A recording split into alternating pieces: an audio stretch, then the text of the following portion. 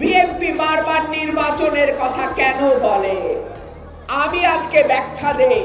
বিএনপির কেন্দ্রীয় নির্বাহী কমিটির সহ আন্তর্জাতিক বিষয়ক সম্পাদক ব্যারিস্টার রুমিন ফারহানা বলেছেন, চালের কেজি 100 টাকা হলেও তাদের কিছু যায় আসে না, কিন্তু আমাদের তা ভাবতে হবে। জিনিসপত্রের দাম বাড়লে মানুষ আমাদের আর ভোট দেবে না। এই সরকার মানুষের ভোটে নির্বাচিত নয়, তারা নির্বাচনে দাঁড়াবেও না। সেজন্য একটা নির্বাচিত সরকারের এত দরকার। সন্ধ্যায় ব্রাহ্মণবাড়িয়া আশুগঞ্জে আড়াইশিথা ইউনিয়নের কাদির ভূঁইয়া উচ্চ বিদ্যালয় মাঠে বিএনপির আয়োজিত জনসভায় প্রধান অতিথির বক্তব্যে তিনি এসব কথা বলেন। তিনি বলেন, এই সরকার মানুষের ভোটে নির্বাচিত নয়, তারা নির্বাচনে দাঁড়াবেও না।